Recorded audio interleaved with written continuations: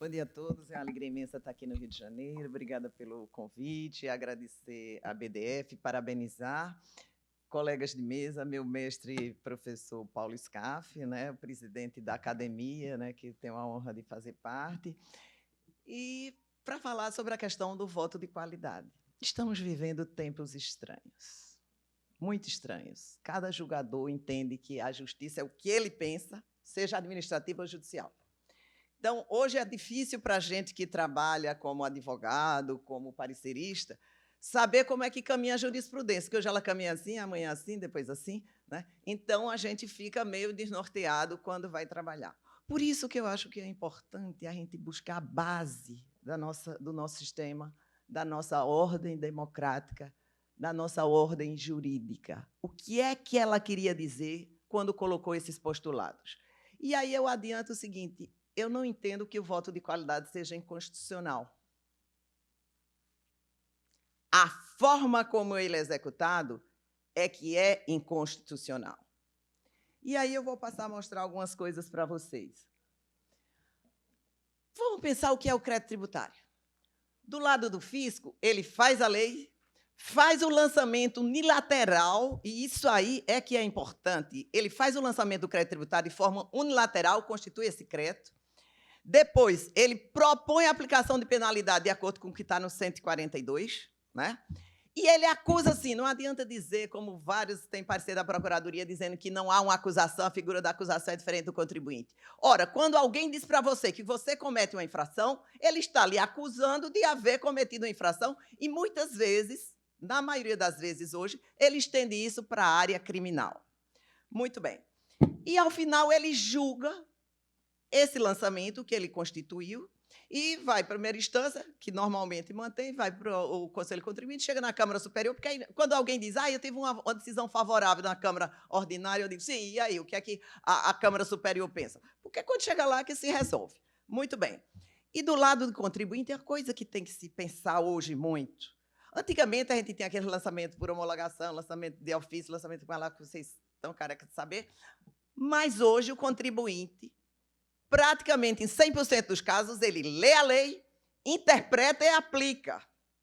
E anos depois, chega lá o fisco e diz, não gostei de sua interpretação. Porque hoje, inclusive, mudando a interpretação dele, ele chega lá e diz, não gostei de sua interpretação, hoje isso é crime.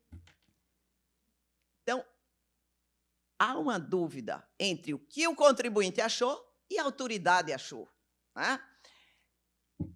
Por quê? Porque hoje, praticamente, quem constitui o crédito tributário é o contribuinte. E chegamos nos tribunais administrativos, que aí vem outra questão. A composição do CARF, paritária e número par. Ora, quando você tem um número par de julgadores e é dado o poder de um mesmo julgador votar 2 vezes, aí reside a inconstitucionalidade, porque viola todo o sistema da imparcialidade, que é a base do nosso sistema jurídico. Então, se alguém pode votar 2 vezes, no final das contas, prevalece o que se alguém quer? Por quê? Porque ele não vai modificar o que votou da primeira vez. Inclusive, quando ele dá o segundo voto, nem fundamenta. Ele simplesmente diz, acompanho o desempate pelo voto de qualidade. O que significa também a nulidade, porque ele não motiva. Porque o segundo voto, ele teria a dizer por que está indo pelo desempate e pelo pensamento dele. Muito bem. Pitágoras já dizia, tudo são números. E quanto a números, não tem argumento. Números são números, né? E aí você vai olhar o seguinte, julgamento do CARF, foi o primeiro, esse foi o próprio CARF que fez, o observatório, lá ele dizia, julgamentos favoráveis à Fazenda Nacional, voto de qualidade, 80%, 88%, voto por maioria, 51%, voto por unanimidade, 49%. E aí nós temos o voto de qualidade. A primeira turma, 93%, a segunda turma, 82%, e a terceira turma, 99%. Ou seja, o observatório diz que 100% dos votos de qualidade são favoráveis à Fazenda. Muito bem. A Fazenda ela tem tido vitória em 77% dos casos. Ou seja, aquele contribuinte que apurou, interpretou e fez a declaração e o pagamento do tributo, unilateralmente, ele sozinho, sem orientação, porque as soluções de consulta não saem quando vem muito tarde, e agora a moda é dizer que a solução de consulta ela é ineficaz, né? Então, não serve de orientação. E depois chega a autoridade fiscal no seu legítimo dever de fazer a constituição do crédito tributário e diz o seguinte: a sua interpretação está errada. Então, a partir daí, nós temos duas pessoas divergindo da opinião que se configura lá em cima quando você vê as autoridades que estão lá compondo o CARF, exatamente metade favorável ao contribuinte e metade contrária ao contribuinte. E o presidente do CARF, que é o representante da Fazenda Nacional, ele simplesmente vota novamente e mantém o crédito tributário. Aqui nós temos, veja, a questão do indúbio pró-contribuinte, ela não é nova, o CARF aplica. Uma das bases do nosso sistema. Né? Na dúvida, será sempre a favor do contribuinte. Só que, com relação à questão do empate, ela não coloca. E aí, o que é o indúbio pró-contribuinte? Veja, lá na Bíblia já existia, né, exatamente a questão de que não faça acusação falsa nem condene à morte uma pessoa inocente, pois eu condenarei, e aí seria Deus dizendo, né, aquele que fizer essas coisas más. Ou seja, eu ainda acho que vai pretinho para o inferno aquele que fizer essa condenação. Mas, a parte da questão religiosa, na Grécia, a gente já tinha lá, em caso de empate, o réu era sempre vencedor. Temos até a questão da deusa Atena, naquele caso, acho que era de Orestes. Era Orestes lá, né, professor? Esse café, me auxiliei. Está no seu lado. Então, ele simplesmente, ela, né? E vem daí o famoso nome, voto de Minerva, né? Porque ela era Atena, ela para a Grécia, Minerva, sei lá, o professor Scar fala isso aí. Muito bem. Então, isso não é novidade. Desde a origem do que se pensou em julgamentos, existia que a dúvida sempre será a favor do inocente. E o Supremo? O Supremo tem voto de qualidade. Se é inconstitucional, não. Como é que ele se processa? Temos o grande exemplo da ação penal 470, que foi do Mensalão, que o ministro Aires Brito, simplesmente, ele se recusou a aplicar um poder que o regimento dava, porque ele entendia que seria imparcial ele decidir por essa fase. Vamos entrar na área tributária. Veja, na área tributária nós temos o nosso sistema tributário, ele vai todo, a partir da nossa Constituição, né, e aí fica aquela questão que a Constituição hoje está sendo muito flexibilizada, né, e aí eu fico apavorada quando eu vejo falar em flexibilização, né, porque a gente flexibiliza um lado do jeito que é. Quando é do lado da gente é outro, mas quando não é. Muito bem. Então, o 112 diz, a lei tributária que define infrações ou lhe combina penalidade, interpreta-se de maneira mais favorável. Texto expresso de lei. Aí vem a interpretação. Não, mas aqui é só para infração, só para penalidade. Bom, eu estou lendo a lei tributária que define infrações. Se a gente olhar na área dos impostos, a gente não tem, por exemplo, que na área penal, assim, matar 30, não sei quantos anos. A gente é assim, adquirir renda, pagar imposto sobre a renda.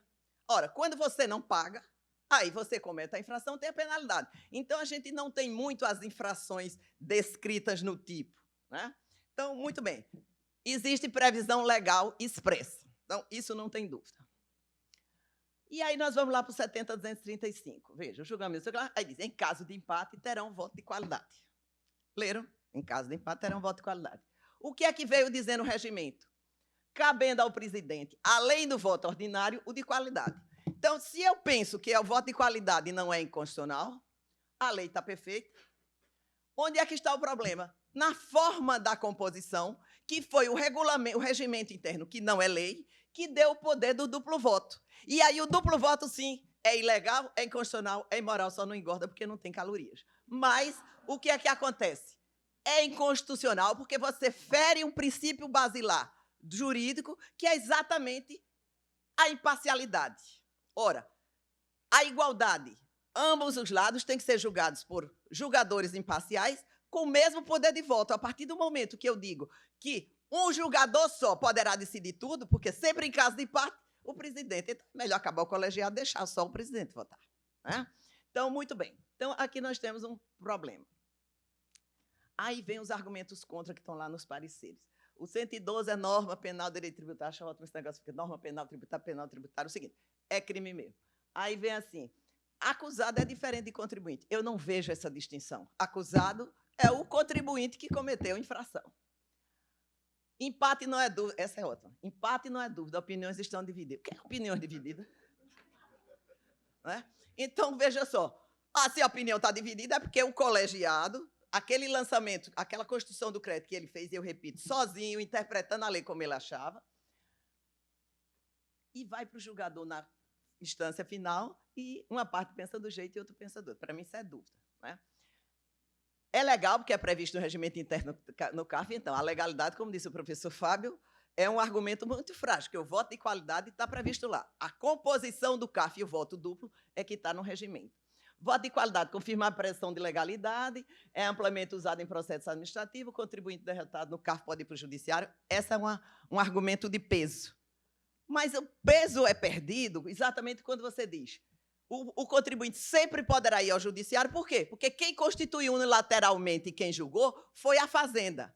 Então, se a própria Fazenda, os julgadores dela, dizem que o contribuinte tem razão, não teria sentido ela mesma ir contra o próprio julgamento. Daí por quê? O artigo 5º da Constituição, eu aprendi lá no banco da faculdade há pouco tempo atrás, que eu sou jovem, né, professor? Aí o que é que acontece? Artigo 5º é para proteger o cidadão do poder. Não teria sentido você fazer artigo 5º para o próprio poder. É exatamente a proteção que você dá em relação ao poder do Estado. E não existe suspeição por presunção no direito brasileiro. Esses são os argumentos favoráveis. A favor contra o contribuinte e a favor do voto de qualidade. A favor do indúbio pró-contribuinte. Princípio republicano, esse é fundamental. Qual é o princípio basilar do nosso sistema, da nossa ordem jurídica? O respeito à ordem jurídica, ela vai pelo princípio da isonomia e pela imparcialidade. Ou seja, só existe devido processo legal se eu tenho julgadores imparciais. E eu perco essa imparcialidade a partir do momento que o julgador vai ter direito a 2 votos. Na dúvida, o voto de qualidade deve prevalecer em favor do contribuinte e o ônus da prova é de responsabilidade do fisco. Ora, se ela não conseguiu provar de uma maneira contundente que houve realmente aquela infração, e hoje nós estamos num momento assim que, na realidade, não são bem infrações. São os famosos planejamentos, são as formas como estão sendo interpretadas essas operações que durante anos foram aceitas. Hoje, ninguém há de negar que existe um viés arrecadatório, muito justo, o Estado precisa arrecadar, mas existe um viés arrecadatório e isso está indo de encontro exatamente aos direitos do cidadão. Aí vem o voto de qualidade, significa o duplo voto do presidente, e o voto do presidente teria um peso maior, a decisão final será sempre do presidente, que é do fisco. Ele sozinho decidiria tudo. E aí eu cito aqui o próprio ministro Barroso, que é homenageado desse congresso, onde ele deu na revista do IBRAC, né, ele publicou dizendo: atribuir 2 votos ao mesmo indivíduo no âmbito de um órgão judicante colegiado viola a garantia constitucional da imparcialidade. Sim. Corolário do devido processo legal. Por quê? Confere influência dupla a uma pessoa na decisão, maximizando o risco de parcialidade em vez de minimizá-lo.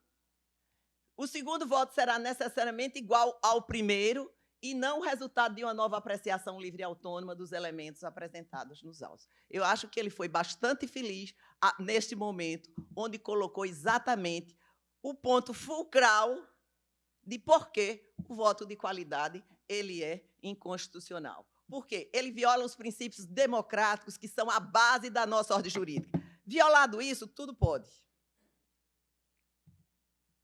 Isonomia, igualdade, paridade de armas entre as partes.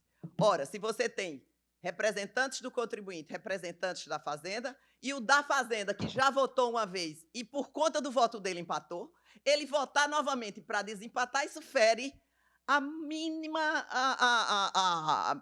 base do que seja imparcialidade. Então, aqui, para mim, sim, o voto de qualidade é constitucional, até porque tem em todos os tribunais. Não é o fato de existir em outros tribunais que qualifica isso, nem no regimento interno do Supremo. O que qualifica é que tem que haver um critério para desempatar quando houver empate. Mas lembrando sempre que a maioria dos órgãos, a composição não são de fiscais do próprio órgão, são pessoas terceiras, ou são órgãos imparciais, né? Então, isso precisa ser revisto, essa forma de composição do órgão. A imparcialidade, o devido processo legal, que tem a imparcialidade como um dos seus elementos base, né? A ausência de proporcionalidade e razoabilidade, o contribuinte já lançou, interpretou, e vem o fisco anos depois e diz, não gostei de sua interpretação, ou o próprio fisco diz, eu mudei a minha interpretação. O fisco já constituiu o lançamento de forma unilateral de acordo com a sua interpretação. Existe, sim, uma proximidade entre o direito penal e o direito tributário. Ambos lidam com fundamentos da pessoa, do administrado, do cidadão. Liberdade no direito penal e patrimônio no direito tributário. Aplica-se, então, da tributação o mesmo postulado que existe no direito penal. Indúbio pro contribuinte, porque é um dos fundamentos, desde que mundo é mundo, não é? Que existe exatamente para, em caso de dúvida, sempre deverá prevalecer a decisão que seja mais favorável ao acusado. Obrigada.